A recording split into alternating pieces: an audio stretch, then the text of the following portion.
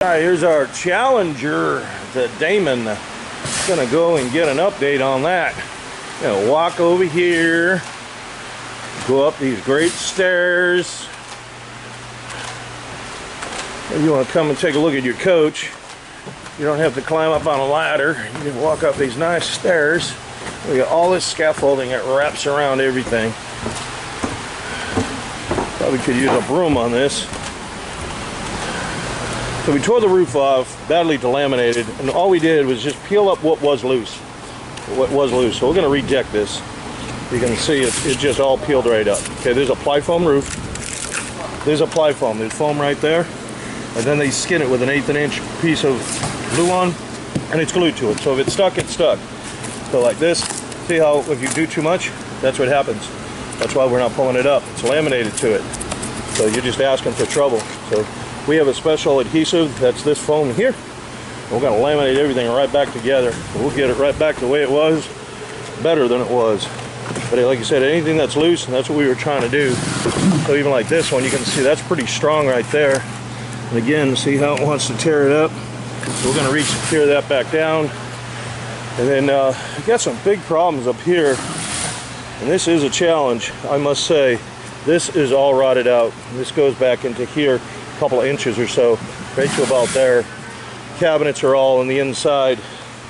On the inside, there's some cabinets up in here. And that's what's holding a lot of this. So we got to execute this out, and it's rotted pretty good. So we're going to have to figure a good way to get that out, and then put some pieces in there to make it really strong. And that's what we're working on now. We'll just give an update on it. And then, like I said, once we get that repaired, then we can go back and we can skin the roof and get that done. And then we can start putting the roof system on.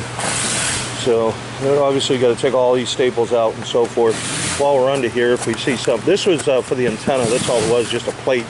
You can see it's all rusted. It's all rotted that bad, which probably instigated all of this rot over here. From here, you can see how rusted that's that crank-up antenna. We strongly recommend get rid of them. Don't use them.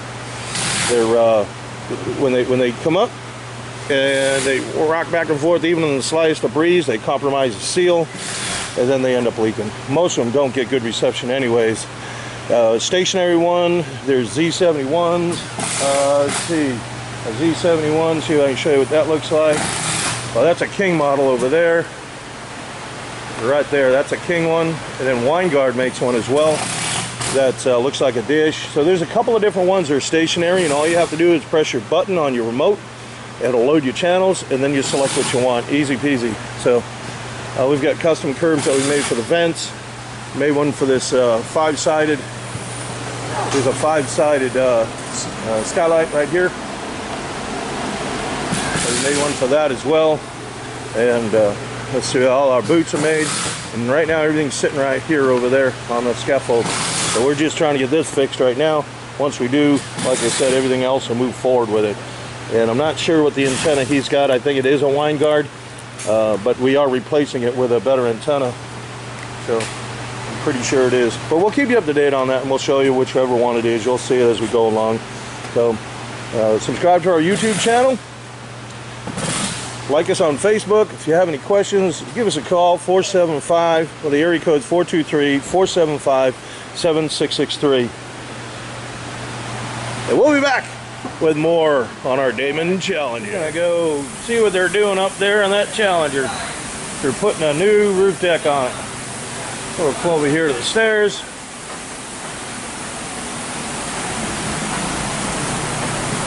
We shall go see what's going on.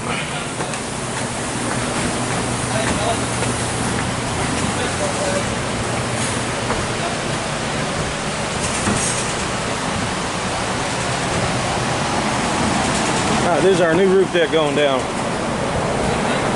So we've got our foam adhesive that we're using. That'll bond it really good. We throw a couple of pin staples, real shallow staples, just to hold it down. As you can see, we got all these cinder blocks on here. Just keep it in place. We're down to about here now. And that product that we're going to use is actually going to foam out. You can see it right here. We're going to fill in here with all of it. It is sticky. That's for sure. It's a gluing. we'll get it down. And the other thing that we did over here, we've got our new truss assembly that we got putting in here. These were the ones that were all rotted. They were just absolutely rotted. We had to take every one of them out. I'm not sure why they've got it built so heavy, but it may be to try to get some strength on this. So we're going to glue everything together and get it all back the way it should be, and then run the new decking over it to get the roof on this. So we've already mold killed it, dried it out, and we had a fan on it for a while. So that's what we're doing now. Like I said, we're just getting the glue on there. That's where we are right now. We'll keep you updated. More to come. RV roof install. Rated R, 117 on without parental legal guardian. Okay, we got the new roof deck down. We got it all glued. We got that other side over there is already glued. And then we've got these protective strips down in here. We got them all where the decking meets. We put them all there. So we're going to get ready to roll this over, and then we start putting in our vents, our curbs, heat weld the curbs in. We got an antenna wire right here. That's for the line guard we're going to be putting on. We already repaired and rebuilt the front there. We showed you that earlier. Got that all squared away, and like I said, we pieced it all back together, and it's looking pretty good. So it's just a matter of getting this other side rolled out and get everything else cut in. So that's our update so far. So we'll keep you updated with more on this old Challenger here at RV Roof Install. Now, I don't know if I've said it, but there's a 60 mil commercial grade roofing. That's what it is. Same product you're going to find on a hotel. You'll find it on a restaurant, on a library. Same exact product. Build these curbs that we custom designed for the RVs. There's 16 pieces of those curbs. They're kind of complicated, but they work. And they'll keep all the water out. That's the way you do a commercial roof. If you look at a commercial roof, you'll see the air conditioners up on a curb. You'll see the vents, skylights. Those things are up on a curb. So that's what we do here because it functions properly. Most of the leaks that people are experiencing with these RVs are coming from the air conditioner. They're coming from the vents. They're coming from the plumbing, refrigerator vent, around these ladders over here. All they do is take this plate. They put that plate down to the roof and they slather it with caulking. You see? And then what happens is when that breaches, you'll get water that'll get down inside there and it rots it all out. It starts rotting out that corner. A lot of that is chronic. It's not something immediate. So what happens is this decking on the coaches will start absorbing the water. And then when they can't absorb any more water, like in the case of this one in the front, where that had failed up there, the water had gotten into all the structure, and then after it rotted the decking out, then it went to the structure and kept rotting it out. So until all of that cannot absorb any more water, the insulation and so forth, until it all cannot absorb any more water, then you'll see some leaks. At that point, the damage is already done. So we want to prevent that. And the way to do it is to put them up on curbs, heat weld them in. You don't have any caulking around those heat welding at all. The caulk that we use is going to be up on top of that curb, and the water can't get there because we have all that flashing technique that we put in them. And again, we'll go over that later on the video, and we'll show you how we do it. Now, we'll end up putting a term bar right here, which is just a flat piece of metal where the roofing will come over, and then we'll terminate it. Once we terminate it, we have to seal it, of course. Once we seal it, we use an adhesive caulk. We don't just use a sealant. A sealant is not going to do anything for a coach. It's not going to do anything at all. It doesn't have any holding or bonding power, so you need to have that holding bonding power so when it racks and twists and shifts that it'll be able to stay together. So that's the way we put them together here. We take our time when we do them right.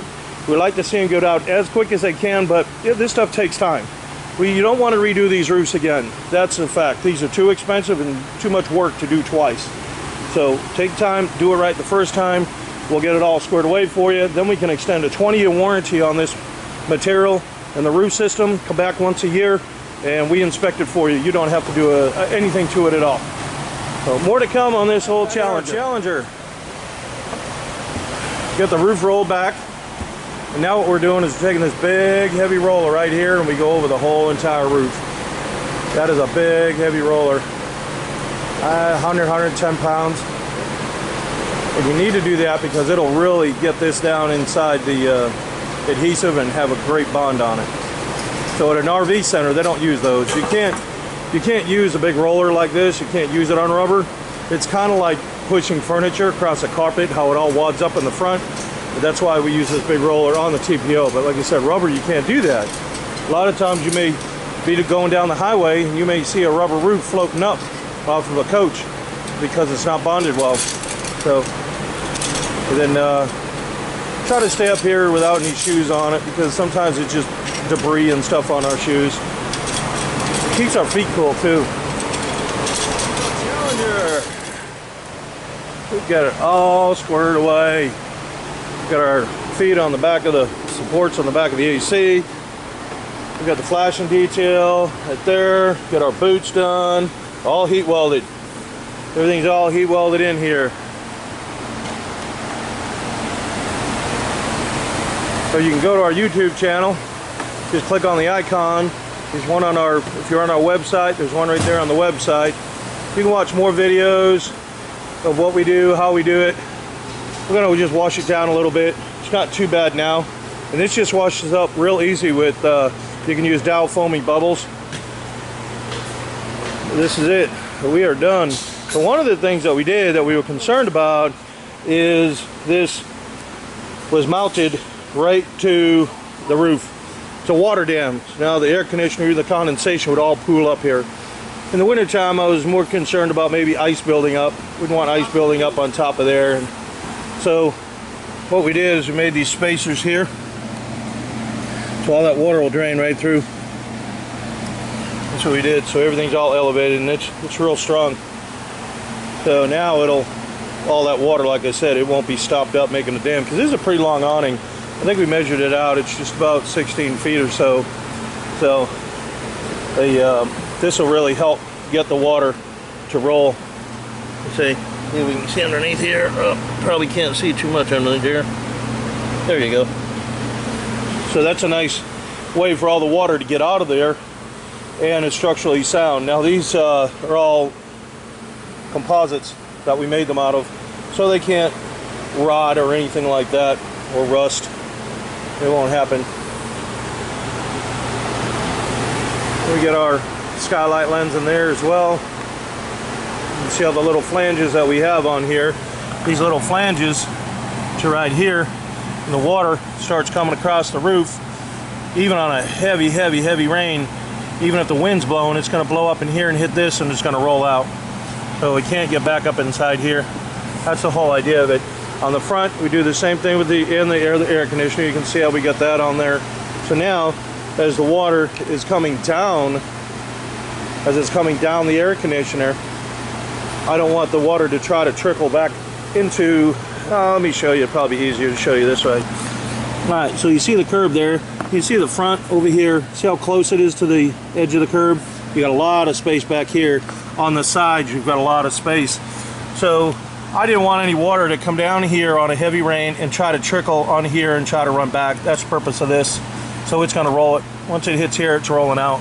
That heavy brunt that's coming in at it can't get up underneath that gasket either. And those are some vulnerable spots. So we try to protect all of those. Got 2 layers of caulking on everything that we did. So that's prudent. If you've ever run a caulking gun, you'll hear maybe some cracking or popping. What that is air pockets. So what you did is you basically buried an air pocket. So what we do is add 2 layers on here, because the chance of having one air pocket over another is probably slim to none. I'd probably hit the lottery a few times a week. It's not going to happen to have one air pocket over another. It's just a prudent measure that we do to make sure everything's done right. So subscribe to our YouTube channel. And again, if you got any questions, give us a call, 423-475-7663. Go to we've got a Facebook page. We also, our website is RV Roof Install. That's our Facebook page, and RVRoofInstall.com is our website. Thanks for watching. We see you on the next one.